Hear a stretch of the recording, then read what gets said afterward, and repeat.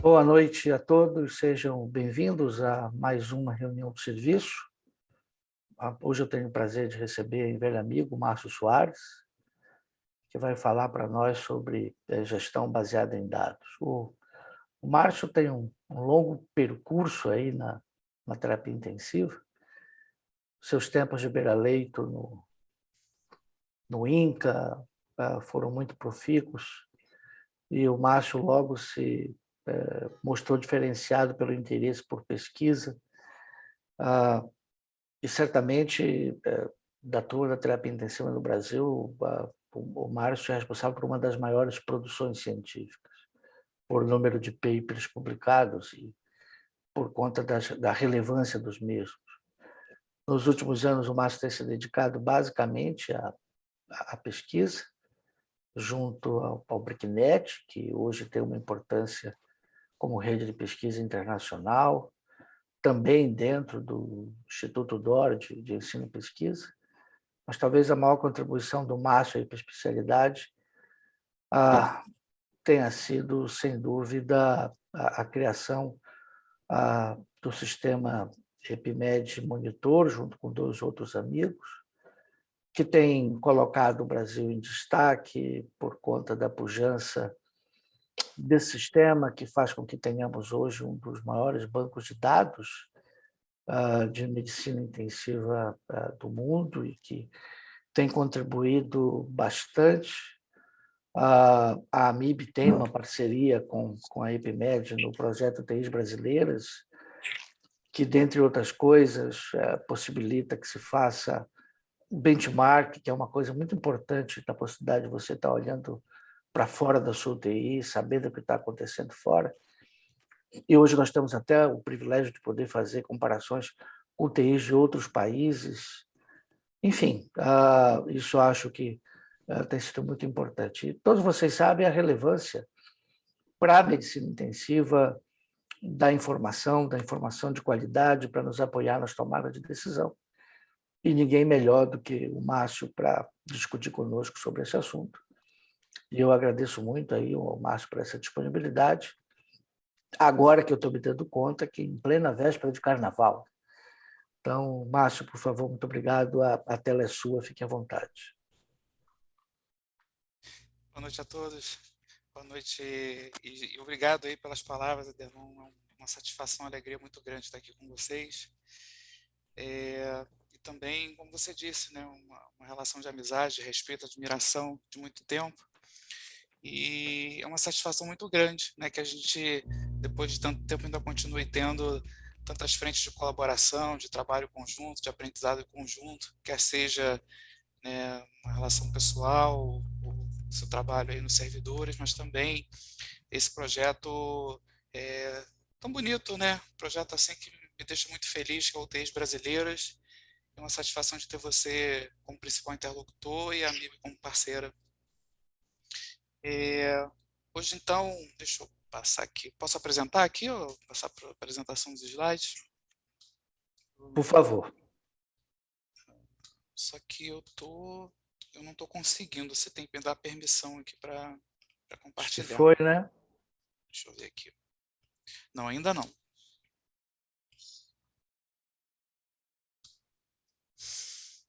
Veja aí. Deixa eu ver aqui. Agora foi. É melhor compartilhar a tela toda, né? Geralmente. Eu te aviso aí. Deixa eu fechar aqui.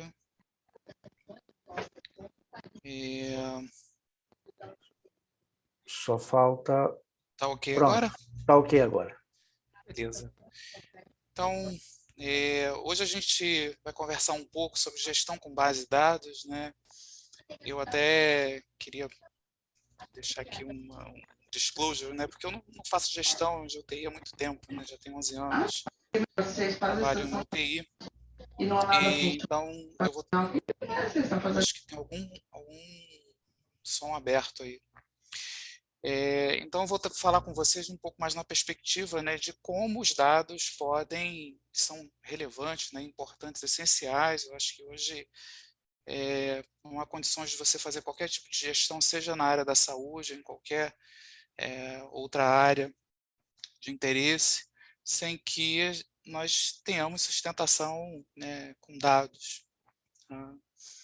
Então, esses aqui são os meus conflitos de interesse, né? O principal é que eu sou sócio fundador e diretor de pesquisa e desenvolvimento da IPMED, então algumas coisas que eu vou apresentar aqui têm a ver com o trabalho que a gente faz na IPMED, e eu também recebo fomento, né? São bolsas de produtividade em pesquisa do CNPq e da FAPERJ, que é a agência de fomento do Estado do Rio de Janeiro. Bem, não tem como falar de gestão com base em dados sem a gente ver um pouco, né, ouvir um pouco, ler um pouco dos ensinamentos do Dr. Damon, né, ele é o pai da gestão moderna, e todo o ensinamento dele, todo o processo de trabalho, né, e todas as atividades que ele desenvolveu, foi na importância, né, de você desenvolver o conhecimento sustentado em informações sólidas, e que isso é o principal drive de transformação em qualquer sistema. Né? Essa é a frase mais famosa, repetida dele, não acredito que seja do conhecimento de todos. Em Deus a gente acredita, e para todas as outras as coisas, por favor, tragam-me os dados. Né? Hoje, como o foco principal, né, a formação do intensivista jovem, né, e que hoje cada vez mais o que a gente vê é que o intensivista, a UTI hoje é um grande hub, né, de tudo que a gente possa imaginar dentro do hospital, né, de complexidade, uso de recursos, de gestão de pessoal, de conflitos, de uma série de coisas, né, e não é à toa que a gente vê que os intensivistas de formação, na medida que eles se desenvolvem na carreira, eles rapidamente são colocados em posição de gestão, quer seja como rotina, quer seja como coordenador da área. E o que a gente vê hoje, principalmente nos grandes hospitais e nas grandes redes, né, hoje existe essa questão do crescimento das redes e a necessidade de uma gestão bem complexa, né, envolvendo diferentes hospitais, muitas das vezes com perfis diferentes, é que os intensivistas que estão sendo chamados para ocupar as posições de diretores dos hospitais ou de diretores clínicos e de importância estratégica clínica dentro dessas redes. Eu acho que esse slide aqui, ele resume bem, né, como que a gestão atual ela tem um aspecto imprescindível de ser sustentada pelos dados. É um slide de uma comunicação que foi feita pelo Fernando Ramos e pelo Jorge Salu, nessa revista chamada ICU Management, uma revista com revisão por pares, mas uma revista que procura trazer, né, uma consolidação de conhecimento em algumas posições de pessoas que pensam a medicina intensiva. E o dado tem um aspecto central, né, e quando a gente transforma esse dado em alguma informação útil, ele vem da informação de indicadores, e tudo começa com o registro correto, né, das informações, a obtenção correta dessas informações, sob qualquer meio, a análise apropriada, o compartilhamento dessa informação e, então, a realização dos ajustes. É um ciclo de PDCA, né, ou PDSA, como é melhor denominado hoje, e que a gente, então, vai passar por isso aqui. Tá? Como o objetivo é muito hoje direcionado ao jovem intensivista, né, aos futuros rotineiros, aos futuros chefes de UTIs. Recentemente, né, esse grupo aí de autores, né, de novo capitaneado pelo Fernando Ramos, mas com a participação do Eduardo Souza, do Flavinho, né, o Flávio Rezende Freitas, o próprio Jorge Salu, Flávia Machado, eles fizeram um artigo extremamente didático que quem não teve ainda a oportunidade de ler, acho que vale a pena, porque ele é bem agradável a leitura e tem alguns conceitos que são muito importantes. E eu tomei a liberdade de fazer digamos assim, uma trilha dessa apresentação, seguindo digamos assim, essas prioridades, né, essas 5 prioridades principais. Né? Primeiro é que você estabeleça um diagnóstico da sua UTI, e você precisa de informação para isso. Depois que, obviamente, que você cria uma cultura mínima com base em dados, né? Nós vamos falar um pouco desse processo. A identificação quais são as oportunidades, né, ou as dificuldades que a sua UTI tem para implementar alguns procedimentos, digamos assim, padronizados ou um pouco mais normatizados de tratamento ou de prevenção, quer seja no formato de protocolos ou checklists. É um aspecto importante, mas que não envolve diretamente dados, pelo menos por enquanto, mas é a questão da gestão das pessoas, né, a sua própria gestão e a gestão das pessoas que estão sob sua responsabilidade. E, por fim, a integração com ensino e pesquisa, que eu acho que deve ser o objetivo de toda e qualquer UTI, que tá comum esse termo hoje, né, que é o lifelong learning, que é você ter uma atitude positiva e propositiva e aberta ao aprendizado durante a sua vida toda. E isso só é feito quando você é capaz de pensar, questionar, né, e você buscar formas de responder perguntas no seu dia a dia ou de se integrar num ambiente de proposição de conhecimento para que a gente continue nesse processo de evolução. Tá? Então, a gente vê que desses cinco tópicos, 4 envolvem diretamente dados, né? Então, o primeiro aspecto que envolve dados principalmente para o gestor novo, né? Você precisa fazer um diagnóstico da sua UTI ou da sua instituição. De novo, Dr. Demi, né? Você não sabe o que você não sabe. E esse diagnóstico, né, você precisa entender qual é a casa que você está chegando, né? Onde você está trabalhando. E essa questão da cultura organizacional é extremamente importante, né? Porque qualquer tipo de proposição que você venha fazer na gestão ou de organização da sua unidade, é necessário que isso esteja alinhado, né, com toda a cultura organizacional e os objetivos principais do hospital, da instituição, da rede de hospitais onde você está trabalhando. É, Existe uma forma bastante didática, né, também proposta por outra pessoa extremamente importante na gestão, né, que é a abordagem dona Beidiana, né? E ela trabalha com 3 pilares, né, de estrutura, processo e desfechos, né, ou resultados, em que os resultados, eles, no caso do setor saúde, refletem os cuidados de saúde, né, os desfechos dos pacientes que são importantes, né, os desfechos que são importantes para o paciente, num contexto mais amplo para a sociedade, os processos, né, como é que são os processos, a prestação de cuidados para que você consiga ter os melhores resultados, e isso deve estar sustentado pela melhor ou melhores evidências disponíveis, e qual a estrutura necessária para que você consiga trabalhar da melhor forma, de implementar os processos, para que você então consiga atingir os melhores desfechos para os pacientes e para a sociedade, né? E isso envolve o entendimento de indicadores de processo, de estrutura, de estrutura, processo e resultados da sua UTI e do hospital onde ela está inserida. O primeiro passo a maioria dos países possui uma legislação, né, para que uma UTI funcione. Então, o primeiro passo é que a gente compreenda a legislação do nosso país. Hoje nós temos a RDC7 desde 2010, que na verdade a gente já tinha uma regulação um pouco mais abrangente, né, do final dos anos 90. A AMIB, no final dos anos 2000, na primeira década aí dos anos 2000, ela criou um documento que era uma regulamentação, e que esse documento foi a base para que se construísse a RDC7. E a RDC7, ela tem uma série de questões que envolvem, né, com a estrutura mínima de pessoal, de processos, uma série de coisas que os hospitais e as UTIs precisam ter para atender o doente crítico. E ela faz menção, uma instrução normativa, que é a instrução normativa número 4, que tem os indicadores que são utilizados no Brasil, né?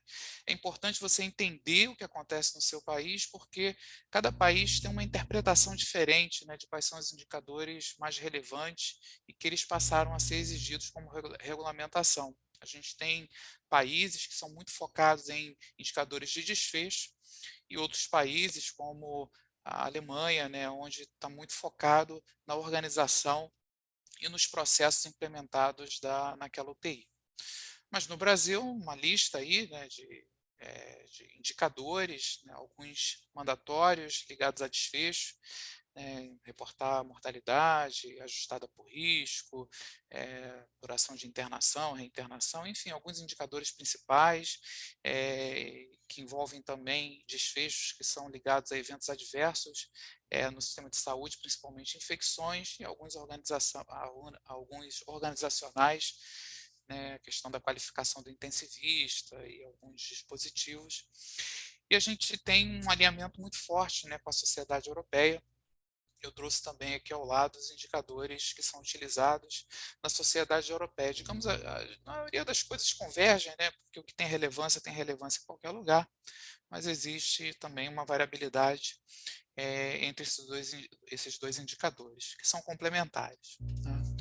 Na definição dos indicadores ideais da sua UTI, a gente já viu que a importância relativa, né, dos indicadores tem uma variabilidade grande de UTI. Uma UTI, que, por exemplo, é mais dedicada a um paciente neurológico, pode ter necessidade de alguns indicadores que são distintas de uma UTI que, por exemplo, é mais dedicada aos pacientes cardiológicos. Isso aí é uma coisa conhecida. Então, além desses indicadores básicos, digamos, que uma UTI tem que ter e que são requeridos, né, por uma legislação de um país, existem também indicadores que são importantes para atender a atividade fim, o case mix, ou o que quer que seja daquela UTI. Né? E isso começa, como a gente falou, avaliando o status atual da UTI, em termos dos 3 domínios principais, de estrutura, processo e resultado. E a partir daí a gente identifica as deficiências, analisando os nossos indicadores e fazendo benchmark. A gente vai falar um pouco mais sobre benchmark ao longo da apresentação, e a partir daí você utiliza os instrumentos de análise, né, de como você é capaz de identificar os pontos de falha para que você, então, promova as iniciativas de melhoria. Tá?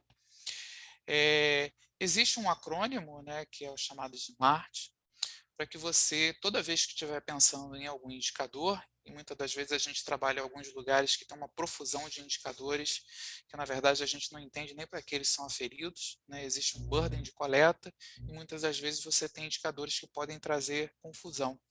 Então tem essa regra, né, do indicador, ele tem que ser específico, ele tem que ser mensurável, alcançável, tem que ser realista e tem que ser oportuno. Então a gente passa esse crivozinho inicial para que haja, digamos assim, uma avaliação mínima, básica, para que você proponha um indicador para as pessoas que trabalham dentro da sua UTI, que elas sejam capazes, então, de entender e abraçar. Uma coisa que é importante a gente ter sempre em mente é que os indicadores, eles mudarão ao longo do tempo. Né? Eu até coloquei podem mudar, mas na verdade eles mudarão ao longo do tempo. E isso por uma série de razões, né? Porque a gente modifica, né? Vai atualizando os processos que nós implementamos na UTI, a gente, ao longo do tempo, vai tendo indicadores que se tornam irrelevantes, né? Então, se você tem um processo que está bem estabelecido, maturado, que você atingiu um nível ótimo na sua UTI, e você existe gerenciar um indicador dá trabalho, né? Então, que você crie um espaço para que você possa monitorar um indicador diferente que passou a ser relevante na sua unidade. Né? Existem indicadores que necessitam de atualização, acho que o caso clássico são os indicadores relacionados aos scores de gravidade. Né? Então, ao longo do tempo, se você pega, por exemplo, o Apache, você teve o Apache 1, o Apache 2, o Apache 3, o Apache 4, isso aconteceu com todos os instrumentos, que alguns indicadores vão ficando defasados ao longo do tempo, principalmente os scores, é da natureza dos scores perderem o desempenho, a acurácia ao longo do tempo, por isso que eles precisam de atualização. Podem ocorrer atualizações nas legislações, mudança de conhecimento vigente, mudanças do case mix do perfil da unidade, enfim, uma série de situações que podem requerer que você atualize os indicadores necessários ou relevantes de serem monitorados nas unidades. Tá? Recentemente, a gente foi aí atropelado pela pandemia de Covid, isso aqui é um gráfico evolutivo das ondas ao longo do tempo. E o que aconteceu, né, se a gente vai, por exemplo, nesses slides todos são do site do TIs Brasileiras. A gente vê que quando a gente pega uma evolução histórica, né, alguns indicadores de relativa estabilidade, eles foram profundamente perturbados, né, eu só peço atenção ao 2022, porque aí eu só tenho dado até janeiro, mas eles foram profundamente perturbados, né, durante a pandemia, natural a gente entender que o número de internações clínicas aumentou e o número de cirurgias eletivas foi reduzido, né.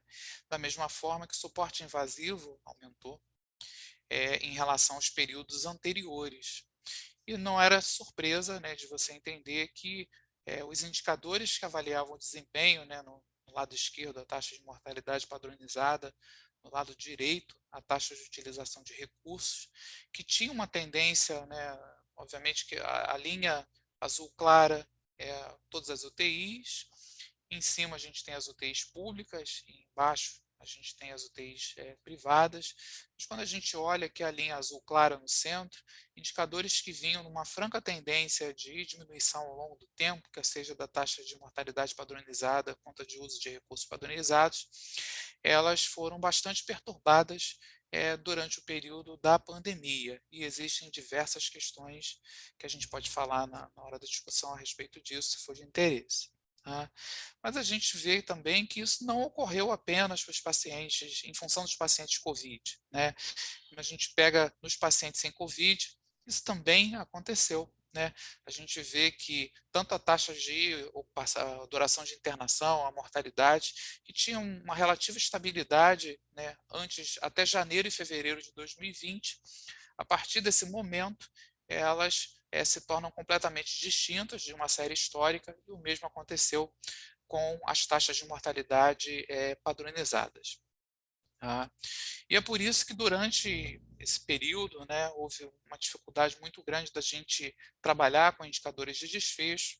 Talvez nesse momento melhor fosse trabalhar com indicadores de processo, até porque ao longo do tempo a gente viu que o que mais importou, né, para o melhor cuidado dos pacientes, não só COVID, mas de uma forma geral, foi a aderência, né, fazer o velho feijão com arroz bem feito, e isso implica, obviamente, de você fazer o básico, né, para a maioria dos pacientes e principalmente zelar pela qualidade dos processos de cuidado.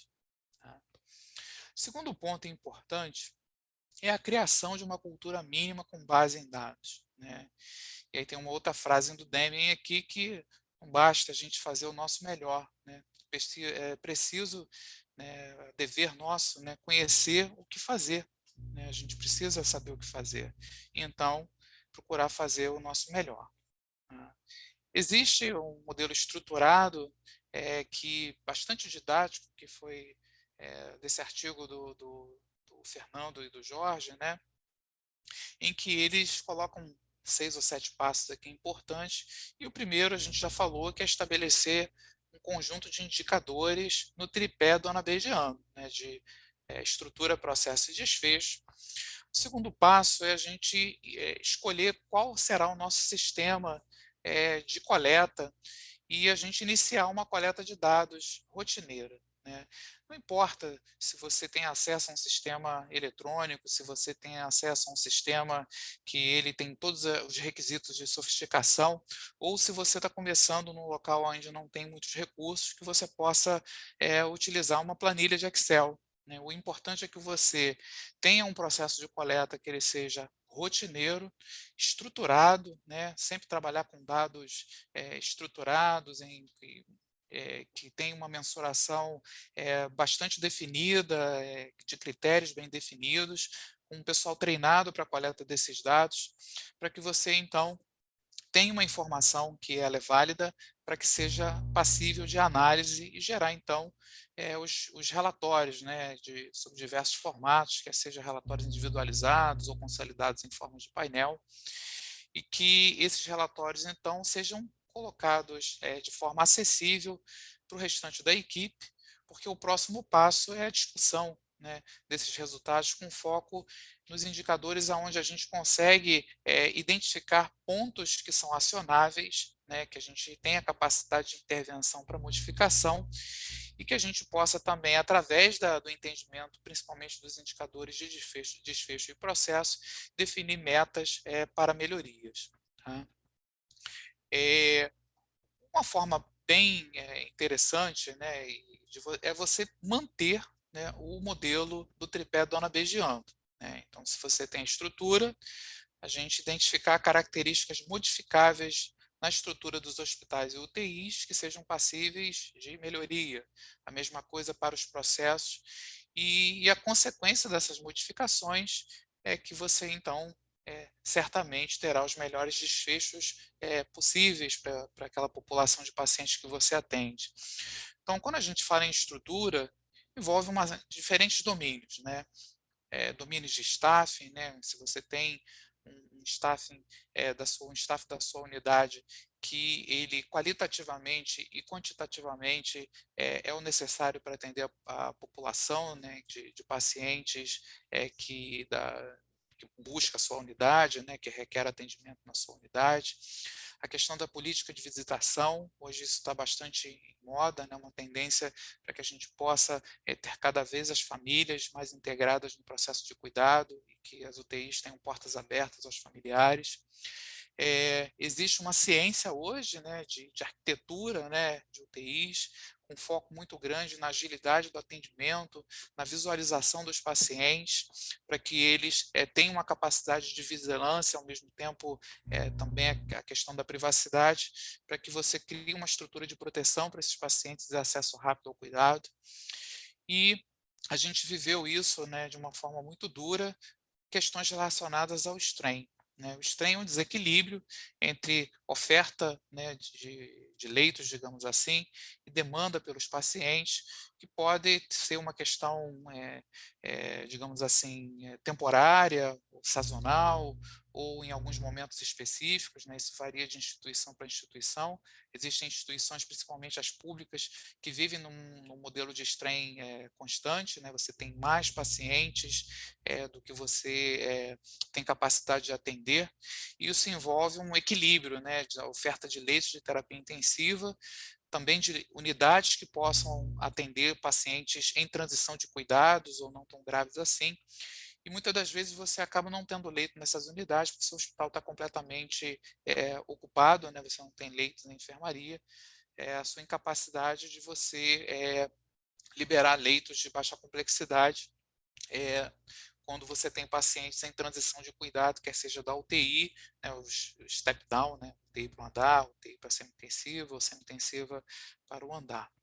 A mesma coisa os processos, são diferentes domínios de processos, e os processos, claramente, eles são passíveis de intervenção. Né? Então, você melhorar o round, estabelecimento de metas diárias, né, você cada vez mais ter um modelo de handover apropriado, né, a aderência aos checklists, a utilização e implementação de protocolos, né, a gente vai falar um pouco de protocolos, e você também os critérios, né, os processos de internação e alta, que muitas das vezes se beneficia, por exemplo, da implementação de times de resposta rápida e de transição de cuidados, para que você faça um acesso à terapia intensiva e uma liberação da terapia intensiva mais apropriados.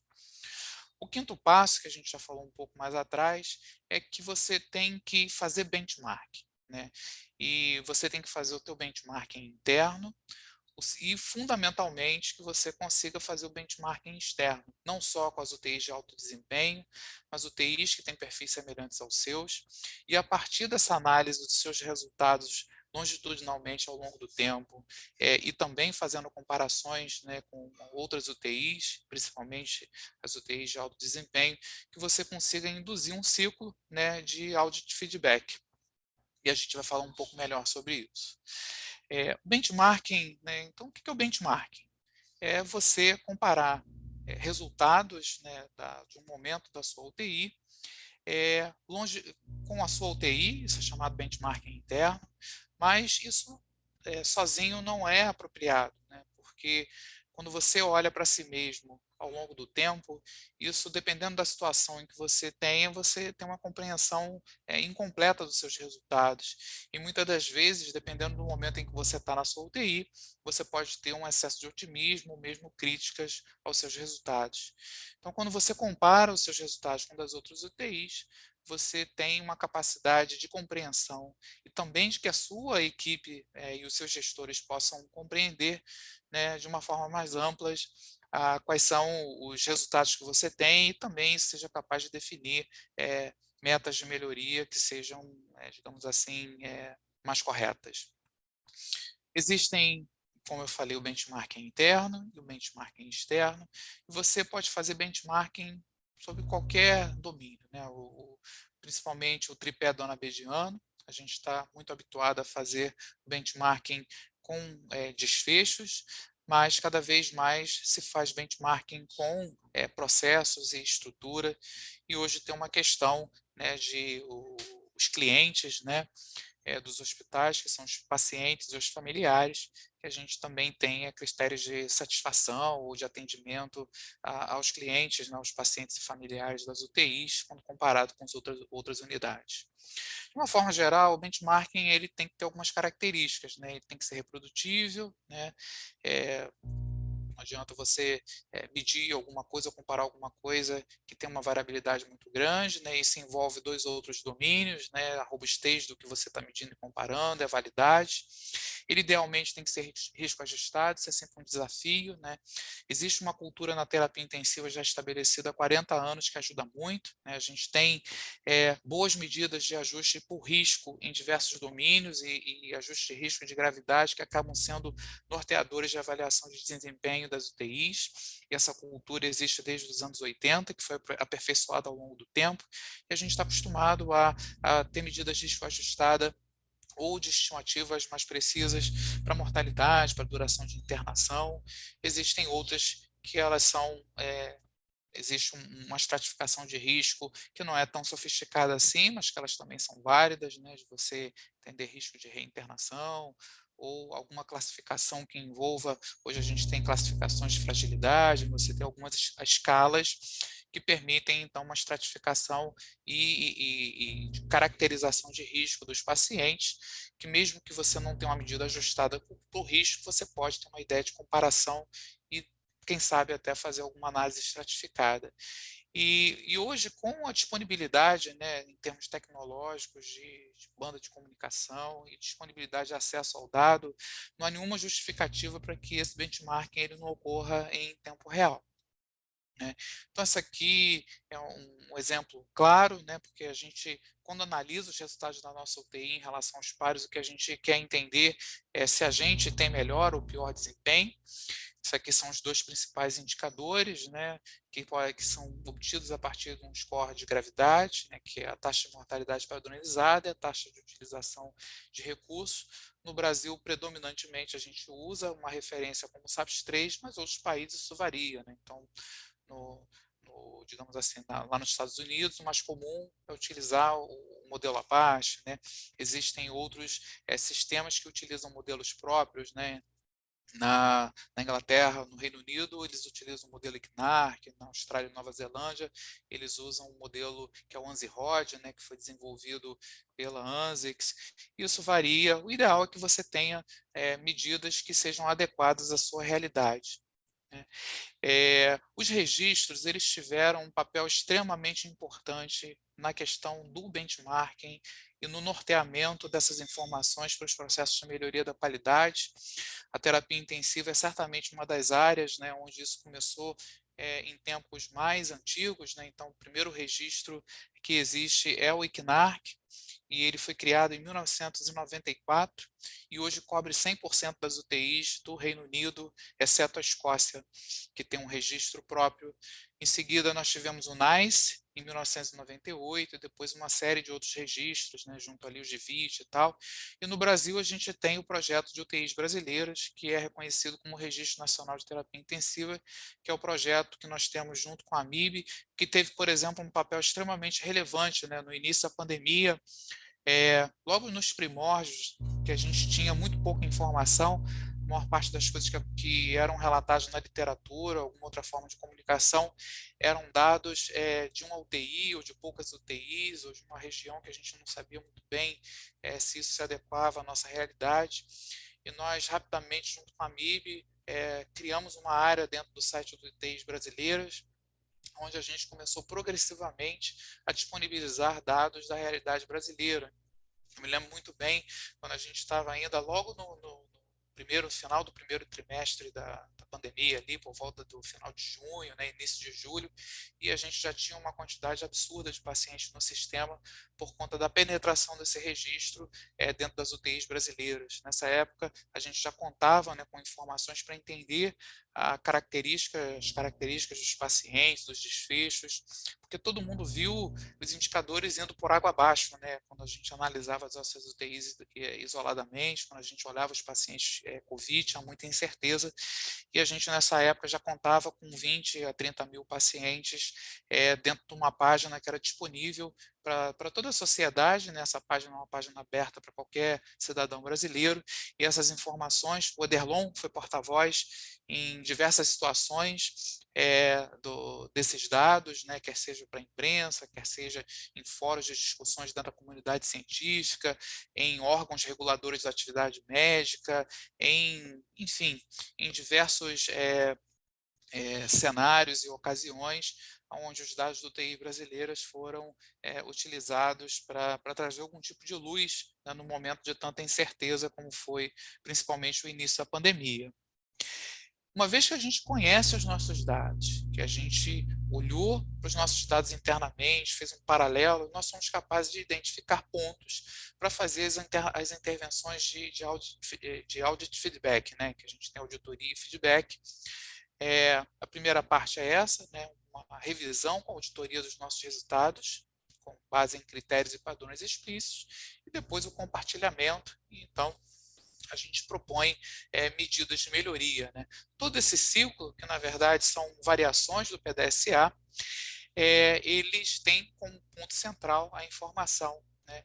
O racional das intervenções de audit de feedback é que quando a gente tem, né, os profissionais envolvidos, né, de saúde envolvidos, né, que a gente tem uma liderança que motiva e que eles são subsidiados por informações que refletem a sua prática, eles são capazes de entender que determinados aspectos da prática assistencial, de processos, todos os aspectos que envolvem o atendimento dos pacientes, eles têm alguns pontos inconsistentes, né, que estão aquém do que é desejável, e a partir de uma comparação, né, uma revisão da literatura ou do entendimento do que é o ideal a ser buscado, eles conseguem, então, mudar a sua atenção para se concentrar nesses pontos de melhoria, e isso é uma coisa extremamente útil, né?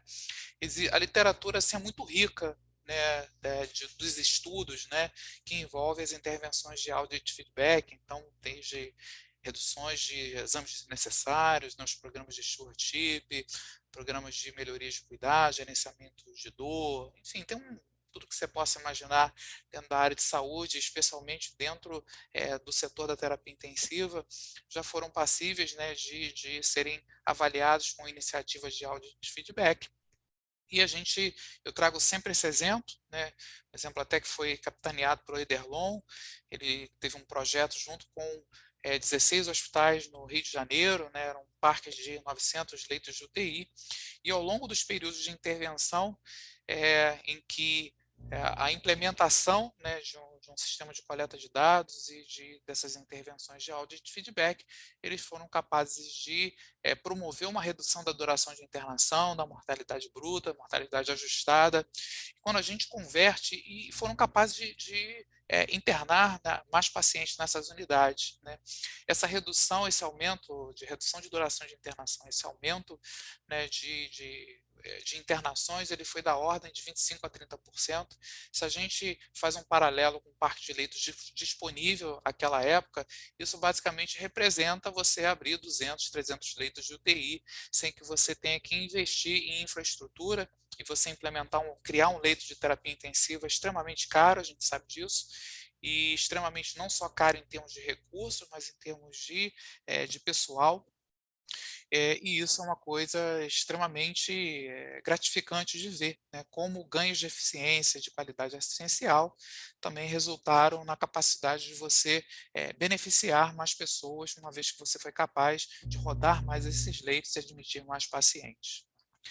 E tudo se encerra na implementação do ciclo de melhoria da qualidade, e o modelo principal que a gente tem é o PDSA, onde a informação, né, é a base de tudo, né? E que, quando a gente traduz isso para a UTI, é aquela figura inicial que eu descrevi inicialmente para vocês. Próximo passo importante é a identificação, né, e a seleção de quais são os protocolos básicos que nós vamos implementar na nossa unidade, né. De novo, uma frase do Deming, né, um sistema ruim vai vencer qualquer pessoa boa em qualquer tempo, todo tempo, né. Os protocolos e checklists, na verdade, é uma forma de você reduzir, né, a assimetria de cuidados, né? Você garantir uma consistência mínima na qualidade assistencial dos pacientes, e eles podem ser tanto de prevenção e tratamento. A variabilidade e assimetria é um dos aspectos mais perversos que a gente tem na assistência, né? Porque ele fere um princípio fundamental, que é o princípio da equidade. Quando a gente pensa que pacientes existe uma assimetria tão grande e variabilidade tão grande de processos de cuidado e qualidade assistencial, isso é um drama, né? Porque basicamente aonde você tem digamos assim, um aspecto determinante que pode muitas das vezes ser socioeconômico, isso do ponto de vista de equidade é uma tragédia e que a gente precisa combater. E os protocolos e checklists são uma forma, quando bem utilizados, de você reduzir essa variabilidade e assimetria, né. Obviamente que esse é um assunto muito controverso, né. Existem sempre os defensores, os believers, né, tanto de um lado quanto de outro, e os detratores muitas das vezes até agem de uma forma agressiva, e eu quero trazer alguns pontos assim de reflexão, de entender como que a gente deve julgar, né, e trazer para uma discussão dentro da nossa equipe que tipo de protocolos são adequados para o nosso contexto, para a população que a gente atende, né. É fundamental que a gente entenda que os protocolos e checklists não são balas de prata, né? Eles têm vantagens, têm desvantagens. As principais vantagens é atender essa questão da variabilidade de cuidado, então isso é uma forma de reduzir essa variabilidade necessária.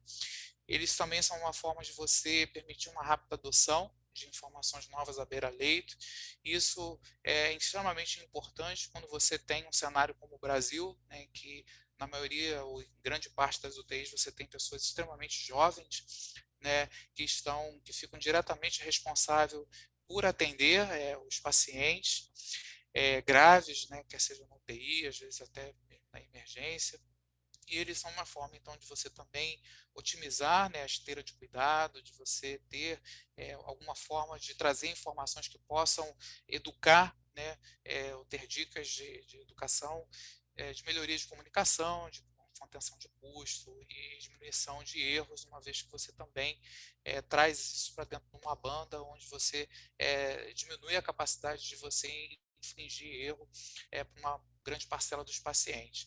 Obviamente que as vantagens, né, os aspectos contras são o uso inapropriado, pacientes inapropriados, né, a perda da individualização de cuidados, né, algumas situações onde você tem protocolos que são mantidos, mas eles estão em desacordo com o conhecimento vigente, ou que eles são sustentados por baixa qualidade de evidência. A gente viveu isso, teve uma época na campanha de sobrevivência da sepsis, que os principais pontos de intervenção, quando a gente foi ver, eles tinham um nível de sustentação muito raso, né, e não foi à toa que ao longo do tempo eles foram diminuiu a ênfase digamos assim, na obrigação, ou então na sugestão que vocês implementassem ele. Isso pode limitar, né, que você atinja um desempenho alto ou até mesmo progresso. Isso aí é um dos aspectos muito levantados, né, para quem é contra a implementação de protocolos. e se eles são utilizados de forma adequada ou a implementação deles implica a utilização de um recurso de pessoas muito grande ou de recursos tecnológicos ou de infraestrutura grande, que isso pode, obviamente, ter o efeito oposto, que é aumentar custo, né? E os aspectos a serem considerados, primeiro depende do contexto, né? Então, a função, a experiência profissional, né? O ideal é que a gente tivesse sempre intensivistas, com grande tempo, tempo de experiência em terapia intensiva, extremamente bem formados, né? E que eles, a partir dessa qualificação individual, que eles pudessem tomar as melhores decisões para aquele paciente individualmente, mas a gente entende que, e a gente vê isso no nosso dia a dia, que isso é uma realidade para poucos centros e para poucas UTIs e poucas instituições. Na maioria das vezes o que a gente tem são pessoas mais jovens, que muitas das vezes não estão sob supervisão de alguém com uma experiência ou formação é, é, mais específica em terapia intensiva, e a gente precisa julgar em que contexto que a gente está. Muitas das vezes o melhor contexto é quando a gente tem, né, como a gente viveu durante a pandemia, que vários profissionais que não eram da área de terapia intensiva, a gente viu dermatologistas, oftalmologistas, né, pessoas de especialidades que não têm o hábito de ver pacientes de maior complexidade ou gravidade, e que no momento de necessidade aguda, né, eles foram recrutados e trabalharam sob supervisão dos intensivistas. O Ederlon pode até falar um pouco disso no final para a gente. A outra coisa é a maturidade do sistema de saúde, né, os recursos disponíveis, existem questões geográficas, não é à toa que a gente vê, por exemplo, em um estudo, como foi o Orquestra, né, em que a gente viu o benefício da implementação de protocolos, quando a gente vai para um estudo do mesmo ano nos Estados Unidos, os protocolos não, a gente não observou nenhum efeito desses protocolos, né. Isso muitas das vezes pode estar ligado à taxa basal do desfecho. Se eu estou num local onde a minha taxa basal do desfecho de interesse é extremamente baixa ou extremamente boa, é, o benefício de um protocolo pode ser desprezível ou, em algumas situações, ele pode causar até malefício. Num local onde eu tenho uma taxa basal de desfecho muito alta, né, eu tenho muita infecção relacionada à assistência à saúde, eu tenho uma mortalidade proporcionalmente alta, eu tenho uma duração de internação extremamente alta, você normatizar um pouco mais o atendimento vai fazer com que essas taxas sejam reduzidas, né, uma vez que você corrige distorções extremamente graves. Outra coisa que a gente tem em mente é que a terapia intensiva ela é muito distinta, né, de um sistema linear. Quando você tem um sistema linear, se eu normatizo aquele sistema, a capacidade de eu identificar os pontos de intervenção e promover melhorias é muito maior quando eu tenho um sistema complexo e heterogêneo, como é a UTI, e a maioria dos pacientes ou dos diagnósticos principais em UTIs, que muitas vezes são sindrômicos. E a quantidade de protocolos, né? Existe em muitos lugares uma tentação de protocolizar tudo, mas a gente já viu que a partir de uma taxa basal, né, de chance de morte, quando eu tenho poucos protocolos, isso é ruim. Na medida em que eu vou implementando alguns que são fundamentais, eles se tornam, em geral, benéficos, mas quando eu tenho uma pletora, né, um excesso de protocolos, isso pode ter um efeito totalmente indesejável de piorar os desfechos dos pacientes. Mas nós temos iniciativas na literatura que mostram como a implementação de protocolos, esse aqui em trauma de crânio, e a gente vê num modelo onde você tem um modelo de manejo dos pacientes protocolizado, como que isso foi associado, né, de uma forma independente com uma redução de diversos desfechos adversos de melhoria de qualidade assistencial. Esse é um estudo extremamente bonito, né, e elegante, que aconteceu no Brasil, né, na implementação de uma estratégia multifacetada para manejo dos pacientes com sepse.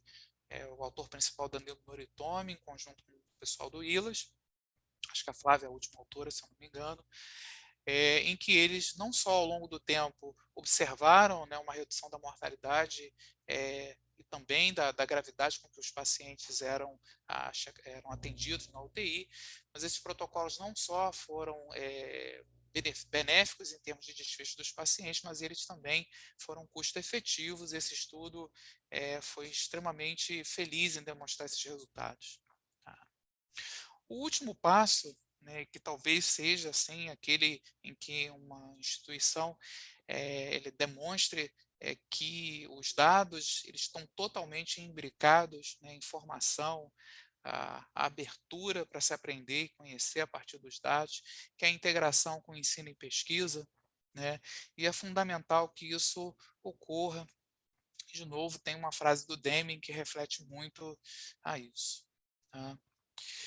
É, só para finalizar a apresentação, a gente está vivendo um momento de transição acelerada, né? A maneira que a gente vai gerir a UTI, né? Que a gente vai atuar como profissional de saúde, que a gente vai ter a nossa experiência como pessoa, está se transformando de uma forma acelerada e os dados têm um aspecto central nisso. A gente, quando olha tudo que está acontecendo e as potencialidades, né, as perspectivas que se abrem na medida em que a gente consegue utilizar esses dados para transformar a sociedade. O setor saúde é um dos setores onde existe uma maior expectativa, onde isso tem um aspecto de transformação mais relevante. A gente vê que a gente ainda está engatinhando, né?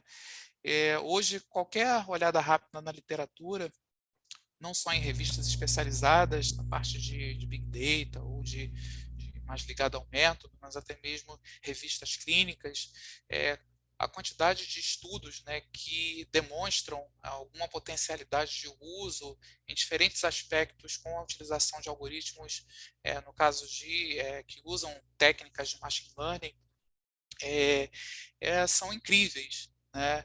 Então, acho que o caso mais emblemático, não é nem na terapia intensiva, mas é na área onde você tem a utilização de métodos de machine learning para reconhecimento de padrões, né? Então, a gente vê tudo que envolve imagem, né? Tudo que envolve a patologia está sendo transformada, a radiologia está sendo transformada, mas tem um caso assim bem interessante que vale a pena vocês procurarem ver, né? Que é a utilização de métodos de algoritmos com base em machine learning para interpretação de imagens de fundo de olho.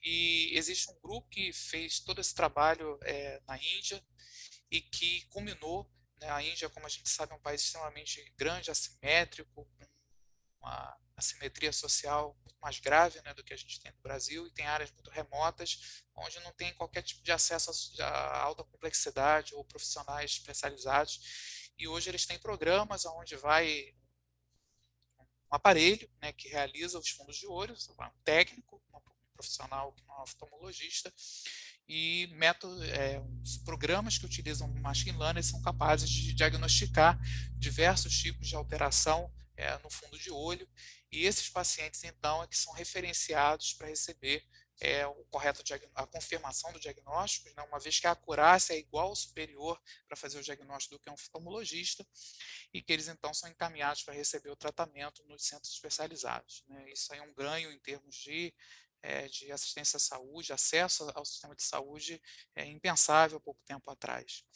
E na área de terapia intensiva, a gente vê uma série de domínios que serão impactados por esses métodos de machine learning, tanto para predição quanto para classificação ou estratificação para receber estratégias diagnósticas ou de intervenção, né? O mais comum hoje a gente vê a utilização deles para mensuração de desfechos, né? Predição de desfechos, estratificação de risco, mas também a gente começa a ver métodos que são utilizados para diagnóstico, para antecipação de complicações. Existem muitos estudos, né, de predição de insuficiência renal, né, de predição, de antecipação de deterioração hemodinâmica, para que você possa antecipar o colapso cardiovascular.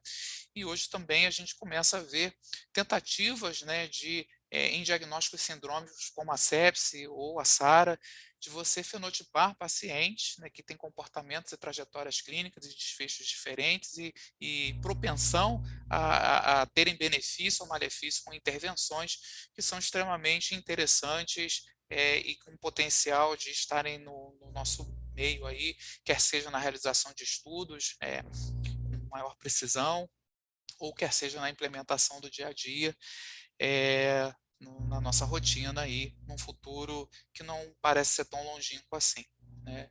A gente também testou recentemente, né, para além do paciente, né, você vê que muita coisa era voltada para o paciente, a gente também tentou ver como que isso pode beneficiar, né, uma melhor definição da organização da UTI. Esse foi um estudo, o primeiro autor foi o Fernando Zampieri, né, que a gente fez com a base do Orquestra, onde nós tivemos um foco específico de entender se existiam padrões de staffing que pudessem se associar com melhores desfechos dos pacientes, utilizando métodos de classificação com base em machine learning.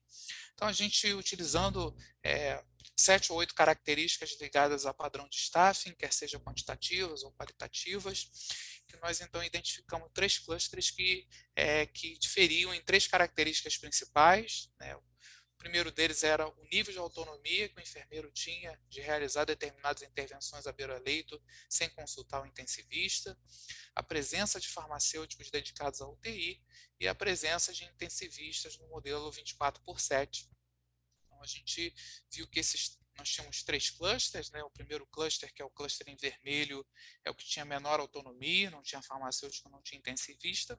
O cluster 2, que era o cluster intermediário, em laranja, era o cluster que tinha farmacêutico dedicado e tinha um nível maior de autonomia.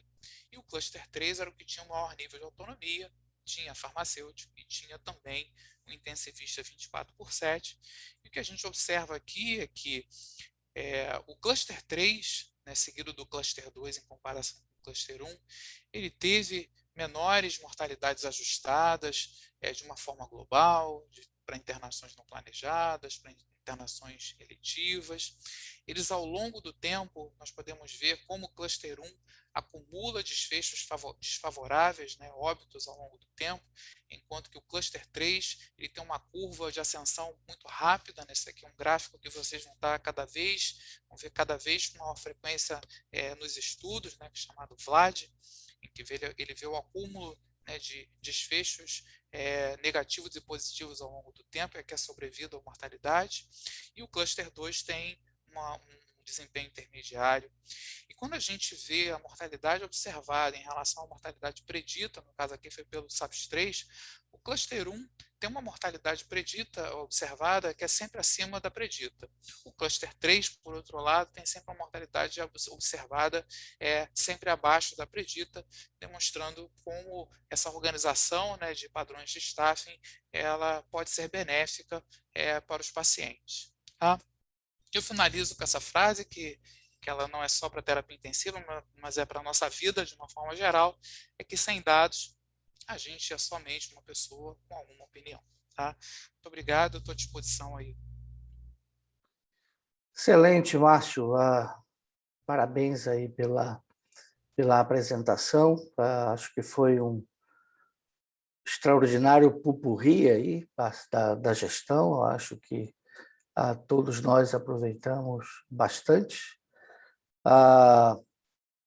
Antes de abrir para as perguntas, eu queria fazer um comentário. O Deming, com seu brilhantismo, de alguma forma, criou a gestão moderna como a gente entende hoje, mas ele era também um frasista extraordinário, né? Cada frase, e de todas, para mim, sem dúvida, em Deus eu acredito, para todo o resto, traga-me os dados. Eu acho que essa de todas é a mais brilhante, e é interessante, aí eu queria que você comentasse rapidamente sobre isso. Acho que quando ele proferiu esta frase, ele não tinha ideia como, ao longo do tempo, isso ia ganhar cada vez mais importância.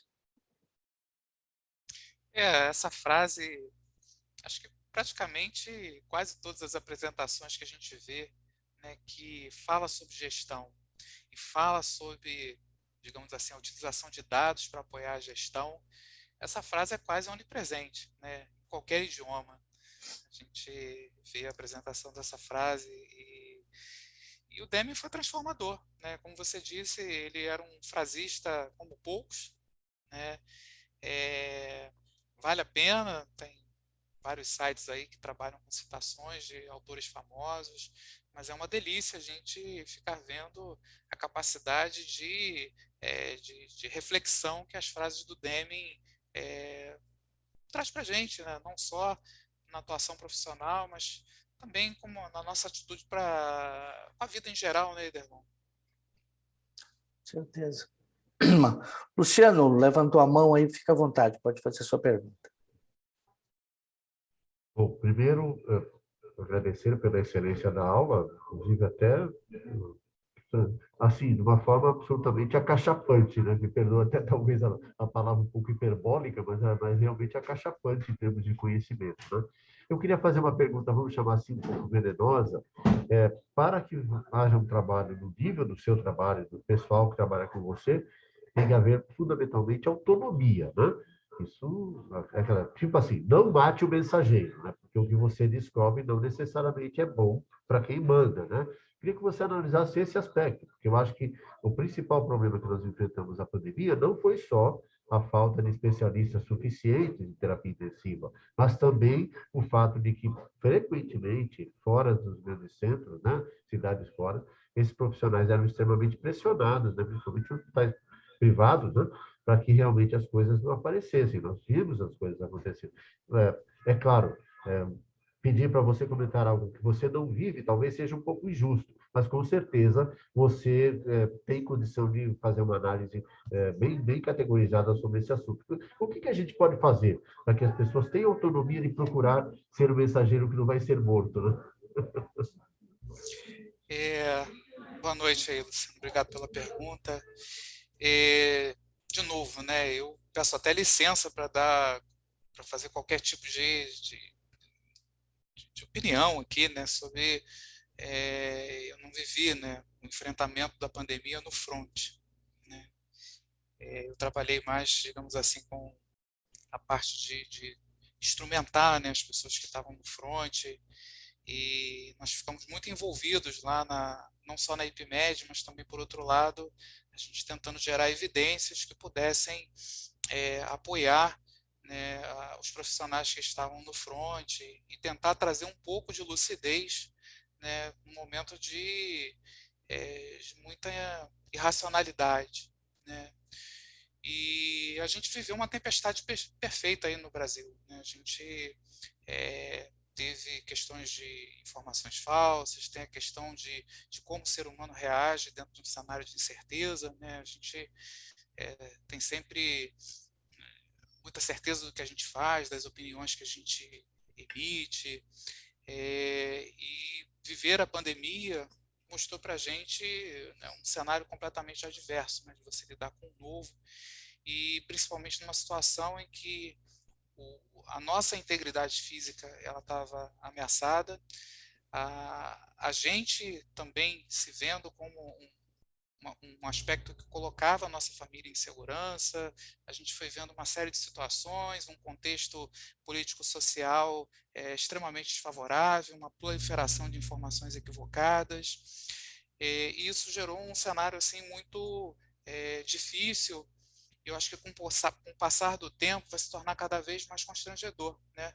Uma situação dessa que a gente viveu, em termos de como os dados foram interpretados como os inimigos de uma situação que estava acontecendo e não o oposto.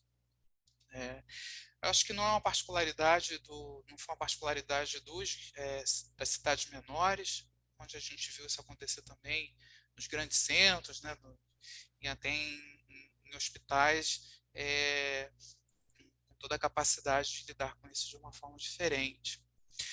Mas, tirando esse contexto aí totalmente fora do normal, né, principalmente dos momentos iniciais da pandemia, né, porque a pandemia, a gente ainda vive até hoje, né, situações de completamente ligadas a uma pseudociência ou uma crença numa coisa que é completamente dissociada da realidade, a despeito do acúmulo de evidências ao longo do tempo, e num cenário muito mais tranquilo do que a gente viveu, né, 1 ano e meio, 2 anos. Mas, de uma forma geral, né, os dados são aquilo que eles são, né? Se eles foram coletados adequadamente, se eles representam da melhor forma possível ou de forma inequívoca aquilo que eles pretendem mensurar, né,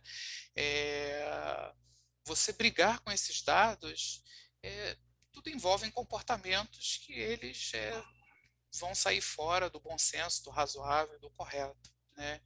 Eu acho que nós, como mensageiros, né, dos dados, o que a gente precisa fazer? A gente precisa sempre, quanto mais nós nos balizarmos dentro de práticas que são reconhecidas como, né, o modelo padrão de apresentar esses dados, então, nós seguimos um modelo do Anabedian. Nós fomos capazes de identificar quais são as informações relevantes, mensurar isso de uma forma correta, plotar isso de uma forma compreensível, né, de contextualizar os dados, de você trazer dados de benchmarking, né, o seu dado ao longo do tempo, os dados de comparação com unidades que têm perfil de semelhança ao seu, dados de unidades que você entende que tem um desempenho melhor com o seu naquele objetivo, né? Qualquer gestor ou qualquer pessoa que não seja sensível a isso e que ele se sinta parte desse processo, né, que precisa, contexto que precisa mudar através da transformação, né, da estrutura, de processo, como a gente viu, eu não sei nem como olhar para isso de uma forma diferente que não seja a irracionalidade ou uma sensação de que essa informação ela vai colocar em risco aquela pessoa, aquela instituição, né? Isso tem muito a ver, acho que o principal exemplo é a cultura do erro, né? Os locais onde o erro é entendido como alguma coisa a ser punida, né, jamais vai ter sucesso de melhorar, né, a prevenção de eventos adversos, a prevenção de qualquer tipo de erro. E quando você entende que você, né, trazer o erro ou o evento adverso para a superfície, para que ele possa ser compreendido e analisado, e que isso seja um ponto de transformação, né, de alguma coisa que aconteceu que não deveria acontecer, ou de uma situação que precisa melhorar, esse contexto aí ele não será capaz de promover, né, a melhoria, e a gente está falando, no caso, de desfecho de pacientes de qualidade assistencial. Márcio, até reforçando um pouco o que você disse, eu sempre comento que quando você analisa a informação gerada por um dado, você não deve ter aquele comportamento de tentar justificar o dado. Como você disse, o dado está ali, é o dado. Você precisa tentar interpretá-lo, entender o que está acontecendo e assumir se tem atitudes corretivas que possam ser tomadas. Há sempre, geralmente, esse comportamento, até porque nós estamos aprendendo a conviver com a cultura de dados, na verdade, né? Isso é importante. Quando você assimilou essa cultura, fica tudo muito mais fácil, né? E aí você não pensa muito em criminalizar o portador da notícia, né? Eu acho que esse é um ponto importante aí de aprendizado. Márcio, você ressaltou muito bem que os scores de gravidade, que são o nosso ajuste temporal para a nossa análise de dados, eles, ao longo do tempo, acabam se perdendo.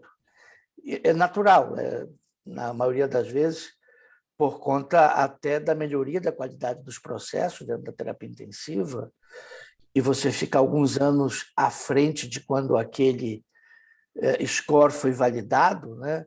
As coisas vão mudando. Mas, habitualmente, essa mudança geralmente é no sentido de o score, principalmente quando você considera taxa de mortalidade padronizada, ele acaba subestimando o risco do paciente por conta da evolução da melhoria da qualidade do processo de atendimento, que é algo bem marcante na terapia intensiva aí, ao longo de todos os tempos.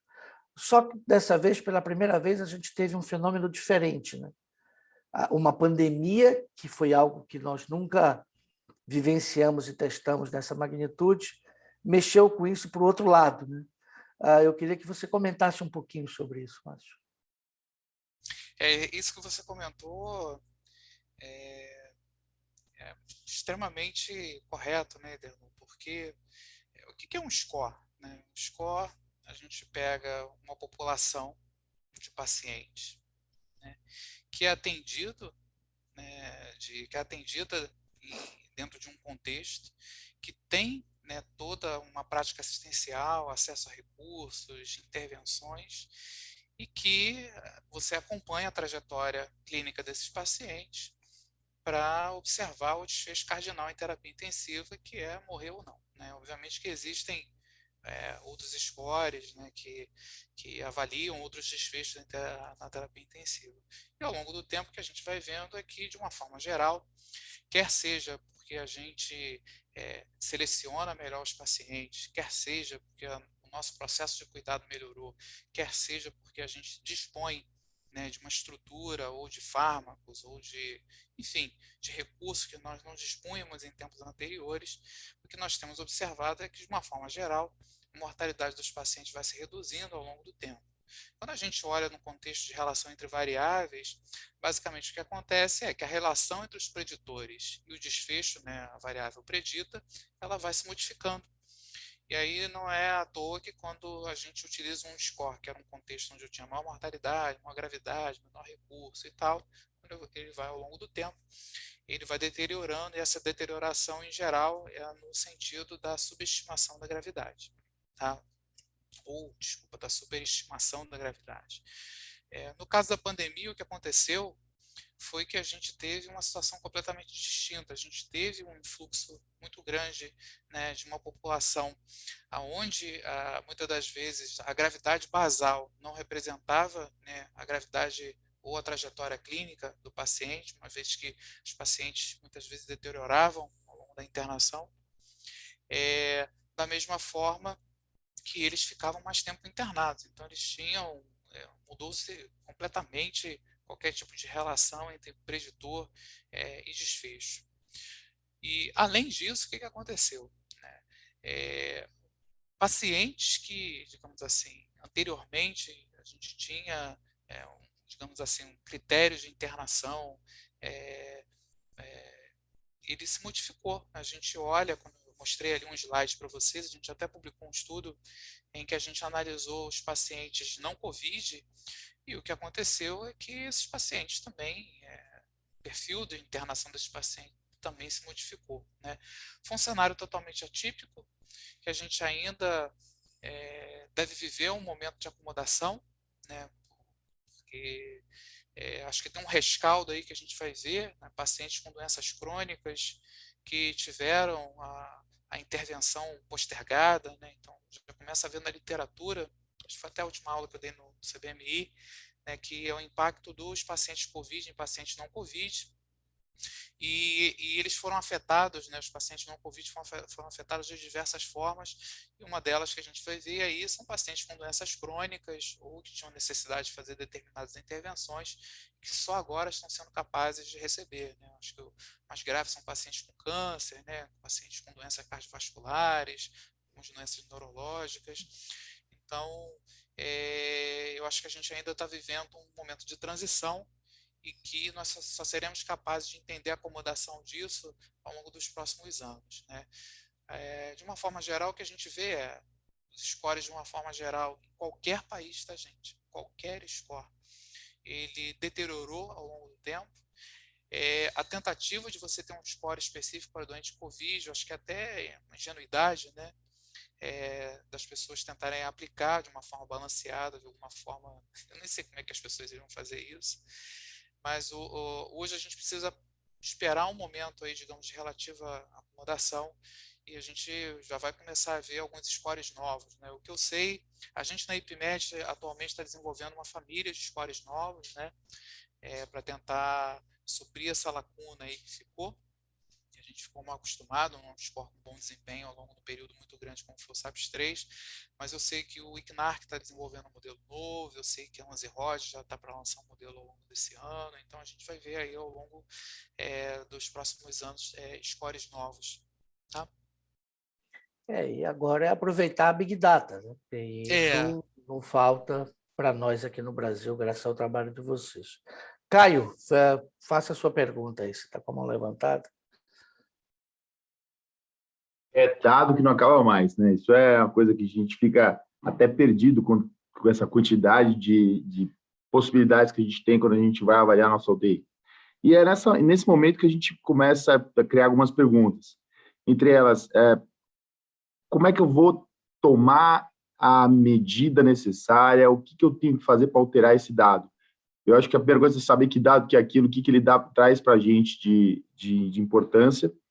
E voltando com a ideia do benchmark, né, que é a gente tentar comparar os dados de hospitais que a gente vê que tem aquela especificidade de critérios melhores do que o nosso, o que a gente poderia pensar, o que ele pode fazer diferente?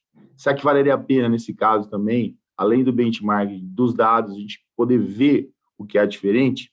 E mais uma pergunta no meio dessa daí, o quanto o protocolo que você coloca com a intenção de sanar uma pendência que você tem nos seus dados pode auxiliar na padronização desse cuidado do paciente? Algumas perguntas, então são 3 perguntas, né, que eu 3. entendi. A primeira é a questão do dado, né? Hoje existe a gente tem um momento de hype, né? Tem uma coisa nova, com potencial de uso enorme, com implicações, diferentes aspectos, né, de transformação da sociedade, implicações econômicas, muitas das vezes até implicações de algumas pessoas entenderem que isso é uma oportunidade, por exemplo, de publicar. Né? Tudo que envolve hoje Big Data, tudo que envolve hoje métodos de Machine Learning, você tem uma facilidade muito grande de publicação. Né, porque as pessoas estão ávidas por essa informação. Foi a mesma coisa que a gente viveu com o Covid. Né? O que a gente tem visto nos estudos, né, tem visto alguns problemas e alguns papers interessantes saíram no final do ano passado e ao longo desse ano, que é o uso apropriado, né, de métodos de Machine Learning, porque as pessoas começaram a ver uma série de coisas. Né? A qualidade da informação não é boa, existem algumas estimativas que são superajustadas, existe alguma expectativa que se tinha que teoricamente parecia ser benéfica e que quando você ia para a realidade não se comprovavam. Então a gente vai viver um momento aí também de entendimento e de como a gente consegue se organizar para ter dados de qualidade. Isso na área de saúde é extremamente problemático. Você vai para um modelo americano, basicamente os dados que ele tem são de billing, eles têm muito pouco dado clínico e muitas das vezes o que acontece é que esses dados de billing não refletem uma realidade. Quando a gente entende que os dados, hoje eu estou num grupo que está discutindo lá impactos de ciência renal. É uma loucura. Você vai para o dado americano, eles só têm dados de billing, eles não conseguem saber, por exemplo, quem passou na terapia intensiva. Eles sabem que o cara usou ventilação mecânica, então deve ter passado terapia intensiva.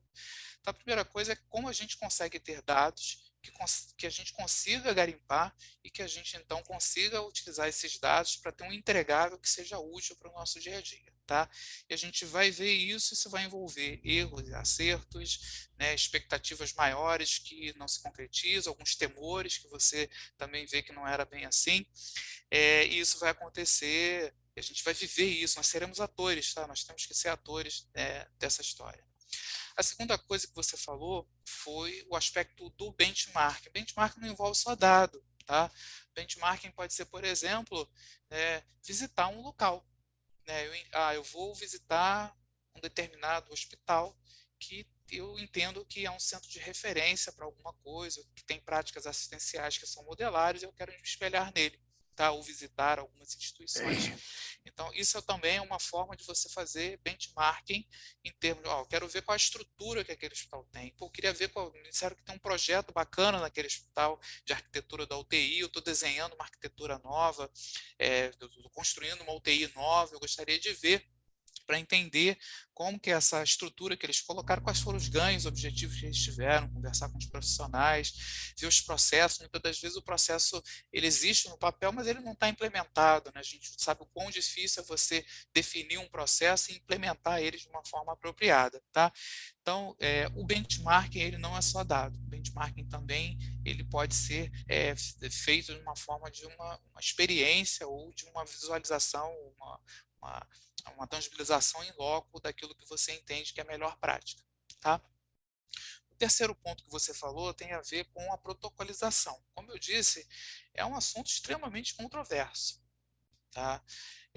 Eu acho, e aí não tenho muita certeza, tá? É que levando em consideração todos aqueles aspectos, você precisa entender quais são os protocolos que são importantes de você implementar na sua UTI. né? Se você tem, por exemplo, uma taxa de ocupação extremamente elevada, né, em comparação com os pares, e isso não se justifica porque você tem um perfil de pacientes que ele é muito... Eu estou numa UTI de trauma de crânio, ferrou, você vai ter uma duração de internação muito maior, né? Um hospital de trauma, estou no hospital de câncer, eu estou em algum tipo não vou conseguir ter uma taxa, um tempo de médio de permanência que é de uma UTI geral, tá?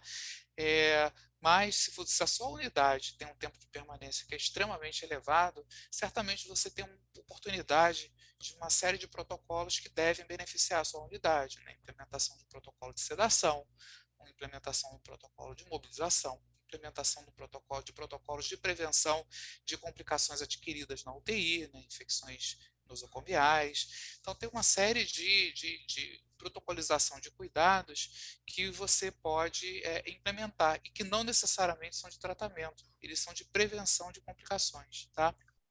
A terapia intensiva tem um aspecto grande que a maior parte das nossas doenças são síndromes, né, com trajetórias clínicas muito distintas. Você pega a sepse, uma sepse urinária, se você não tem uma complicação local, obstrução, é uma infecção extremamente tranquila. Se você tem uma sepse de origem abdominal, completamente distinto, né, uma pneumonia é completamente distinto. Então, isso varia muito. Você tem perfis clínicos distintos, e não é à toa que hoje existe um interesse muito grande de você perfilizar os pacientes utilizando algoritmos de clusterização para você ter perfis clínicos diferentes que implicam em trajetórias clínicas diferentes, resposta ao tratamento diferentes e muitas das vezes intervenções diferentes. Márcio, Perfeito, obrigado. não sei se você recorda, acho que faz um pouco mais do que 10 anos, numa de nossas reuniões presenciais, você visitou o serviço e eu mostrei para você o nosso sistema que a gente utilizava de coleta de dados, e isso lá atrás, do Joel, lembra do Joel? Mas logo em seguida, eu, principalmente por conta da questão do benchmark, eu vi a importância de nós começarmos a usar o EpiMed, que permite isso, e acaba sendo algo extraordinário. Bom, dentro desse contexto, o EpiMed, dentro do projeto TEIs Brasileiras, foi criado aí uma avaliação de eficiência da UTI baseado em critérios bem estabelecidos, que criam, de certa forma, um ranking, que, com todas as suas limitações, é um ranking. Você tem as UTIs top performance, as UTIs eficientes, e isso não deixa de ser uma importante peça de benchmark, porque você acaba gerando em todos que participam do projeto a expectativa de que eu quero ter a minha UTI do próximo ano numa categoria melhor do que a que foi no ano anterior, o que acaba sendo muito bom. Eu queria que você comentasse um pouquinho, explicasse para o pessoal entender o que é isso, para que todo mundo possa ter uma ideia melhor disso. Esse projeto é um projeto, então, que a EpiMed tem junto com a MIB, em que a gente, de uma forma, procura, digamos assim, conceder, né, uma distinção às UTIs que tiveram melhor desempenho, né? E, obviamente, que isso envolve você, de alguma forma, fazer um juízo de valor comparativo, que, no final das contas, é alguma forma de ranqueamento dessas unidades, né? Todo sistema de ranqueamento, de identificação de quem são os melhores desempenhos, né? Isso não existe um critério que ele é perfeito, né? Quando a gente vai para, digamos assim, sistemas de escolhas, né, que são universalmente entendidos como uma distinção em termos honorífica inigualável, né? Você pega lá um prêmio Nobel e um James Joyce não ganhou o prêmio Nobel, né? Você pega alguns escritores aí, eu gosto muito de literatura, né, que não foram agraciados com o Nobel, da mesma forma que você tem alguns diretores extremamente importantes, né? Orson Welles não ganhou, né? O Oscar lá com Cidadão Kane. Então, você sempre vai ter algum sistema de classificação que ele não é perfeito, né? E não seria diferente num sistema de avaliação de um ranqueamento da terapia intensiva, né? Os critérios que são utilizados, né, são a taxa de mortalidade padronizada e a taxa de utilização de recursos, que são medidas, né, que foram propostas há muito tempo, né? Esse sistema de classificação em UTIs de maior eficiência, ele foi proposto lá atrás, 1992 ou 4, se não me engano, né, que pelo Daniel Teres, pelo Rapaport, pelo Lemeshow, em que eles propuseram, né, uma análise gráfica da interpretação desses dois desempenhos, entendendo que eficiência é você ter um melhor resultado com com a menor utilização ou a utilização de recursos de uma forma mais eficiente possível, e isso é definido como a eficiência, né? Quando a gente vai para a terapia intensiva, não tem jeito. Os desfechos mais importantes até hoje são o paciente sobreviver e o paciente ficar o menor tempo possível dentro da terapia intensiva, entendendo que essa é a forma mais simples, né, mais representativa de alocação de recursos dentro da terapia intensiva, e isso precisa ser ajustado por alguma coisa. E o ajuste que é feito é por um score de gravidade, né, a gente entendendo que quem é mais grave tem mais chance de morrer, quem é mais grave será utilizado mais recursos. Obviamente que essas medidas, elas são medidas que são aceitas universalmente como uma forma de você avaliar o desempenho, e principalmente de uma maneira horizontal, né, de você poder comparar essa análise de desempenho das UTIs, mas a gente sabe que essas medidas, de uma forma isolada, elas não representarão de uma forma inequívoca o desempenho de uma unidade, tá? Mas na ausência de uma outra melhor, né, igual a democracia, na ausência, né, de um regime melhor, né, de político melhor, a despeito das deficiências e tal, a melhor forma de avaliação disponível hoje, né? E a gente então utiliza esses dois critérios para fazer essa iniciativa, que, se eu não me engano, a gente está indo para o 5º ou 6º ano, né, de campanha. Esse ano nós teremos campanha. No ano passado nós não tivemos, porque era impensável fazer qualquer tipo de juízo de valor de desempenho de uma UTI num ano caótico em todos os aspectos, como foi 2020. Mas 2021 a gente já tinha vacina, a gente já tinha uma compreensão melhor da doença, a gente já tinha formas tinha um cenário que ele ainda foi desafiador, principalmente no primeiro semestre, mas um pouco melhor a partir do 2º semestre. Tá? E nós teremos esse ano, né?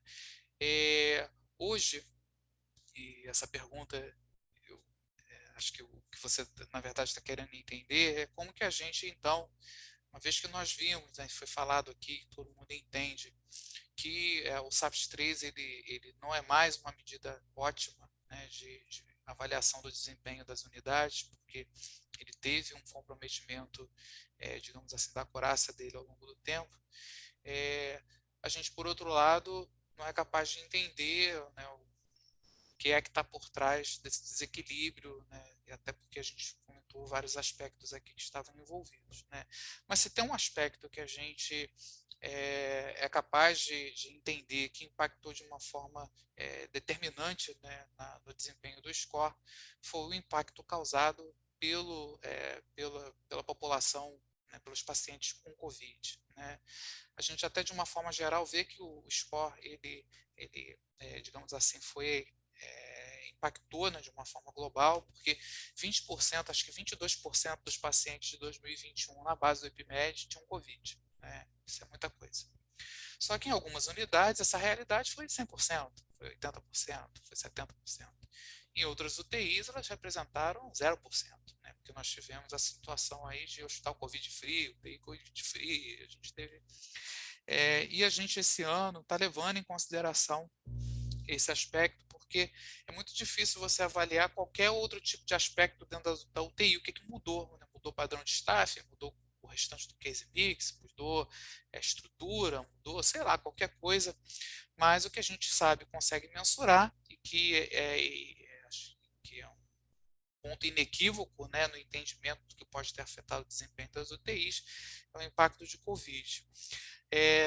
Nós nos debruçamos, né, lá na IPMED para entender qual era uma forma adequada da gente avaliar isso, e o que a gente está fazendo esse ano é trazer para essa questão da avaliação das unidades de desempenho uma perfilização pelo impacto que os pacientes com Covid tiveram, né? E existiram duas formas, né? A primeira forma foi, vamos entender qual é a proporção de pacientes, né? Uma vez que teve UTI que era Covid, deixou de ser Covid, voltou a ser Covid, teve UTI que foi Covid o tempo inteiro, teve UTI, de tudo. Então, vamos entender qual foi o impacto desses pacientes. A primeira forma, que é mais direta, é você entender qual é a proporção de pacientes atendidos ao longo do ano. Tá? Só que quando a gente vai ver o paciente COVID, esses pacientes ficaram muito mais tempo internados. Então, algumas UTIs, você pode ter uma situação que você teve uma UTI que tinha lá, vamos supor, 20%, 30% de pacientes com Covid, mas quando você vai entender, esses pacientes ficaram lá durante muito tempo e eles, na verdade, representaram 50%, 60% da ocupação de leitos daquela unidade ao longo do período. Tá? E foi por isso que nós decidimos trabalhar com a proporção de ocupação de leitos de terapia intensiva por pacientes COVID em relação ao total de leitos ocupados por pacientes ao longo do ano. Tá? Nós dividimos as UTIs em 3 grupos, né? Então até 33%, de 33% até 66%, e acima de 60% e acima de 2/3 da ocupação de leitos. E então fizemos uma análise combinada de diferentes matrizes de eficiência para selecionar as UTIs. Tá? E a gente acredita, né, até olhando especificamente cada uma, que dentro das limitações possíveis, né, na impossibilidade de fazer isso de uma forma que ela representasse com perfeição, até porque não tem um modelo de avaliação perfeito, que essa era uma forma, digamos assim, mais justa, né, de você poder avaliar, comparar e identificar unidades que foram de melhor desempenho. E algumas surpresas foram bem legais, Derlon, bem legais, né? Excelente. Márcio, Vai saber disso nas próximas 2 ah, semanas. vamos lá. Márcio, muito obrigado aí pela excelência da apresentação. Eu acho que nós temos uma responsabilidade de fazer com que a turma jovem que está se formando entenda a importância da cultura de dados, se aproprie da informação como seu bem precioso para você poder garantir a organização da sua UTI, influenciar nos resultados. E eu queria que você encerrasse aí deixando a tua mensagem final, principalmente para a turma mais jovem, e parabenizar aí pela excelência do trabalho e principalmente pela excelência da apresentação. Muito obrigado, Márcio. Eu que agradeço, Adelon. Sempre uma satisfação muito grande de estar junto com você, né, de estar nessas discussões aqui. Eu estou extremamente feliz que a gente vai voltar a ter essas discussões presencialmente, né, esse ano. Começa agora com o Fórum de Sepsi, teremos o CBMI de novo, né? Acho que serão momentos de muita alegria aí com todo mundo juntos, e essas discussões são sempre mais ricas quando a gente pode estar junto presencialmente, se encontrar e tal. Eu acho que a mensagem principal é como eu gostaria de poder estar vivendo o meu período de formação profissional inicial com essa fartura de conhecimento, de dados, de acesso à informação, de tudo, né? O momento que vocês estão vivendo hoje é uma coisa que era inimaginável na minha época, né? Eu sou da época em que para a gente ter acesso a um artigo era uma loucura, né, Derlon? Você tinha que ir lá, tinha que ir num lugar que tinha um índice médico e que você passava a tarde lendo livros gigantes, né? Parecia catálogo de lista telefônica, uma loucura, umas letras microscópicas para você achar palavra-chave, e hoje você tem uma riqueza de tudo. Você entra no PubMed, você busca um artigo, você faz o download, série de artigos que depois era maratona, né? Você tinha que ver, pô, esse artigo tem aqui, esse tem lá, esse não sei o quê. Eu lembro que tinha dias que eu ficava de ônibus indo para Fiocruz, para o Fundão, para não sei o quê, para conseguir ter os artigos para fazer alguma coisa. E era o acesso hoje à informação, a cultura da informação, espaços como esse aqui, que eram impensáveis há 20 anos, né, Derlon? Você não tinha esse tipo de discussão, nem em nenhum momento, né? Isso era... O que valia era a experiência da pessoa, né? A gente era o médico que era o mais experiente, né? O serviço que tinha mais experiência, e isso era uma limitação enorme. Então, se eu posso dar algum comentário final, aproveitem, né, ao máximo, porque isso só vai facilitar daqui para frente, né? Acho que não tem limite o acesso à informação e o uso da informação. A gente só precisa fazer bom uso. Tá? Que a informação a gente já viu que ela bem utilizada é uma maravilha, ela mal utilizada ela pode causar muita tragédia aí, né? Muita coisa ruim. Isso aí, Márcio. Obrigadão mais uma vez, boa noite para todos. Obrigado aí, pessoal. Um abraço. Tudo bom, gente. Bom feriado, até a próxima.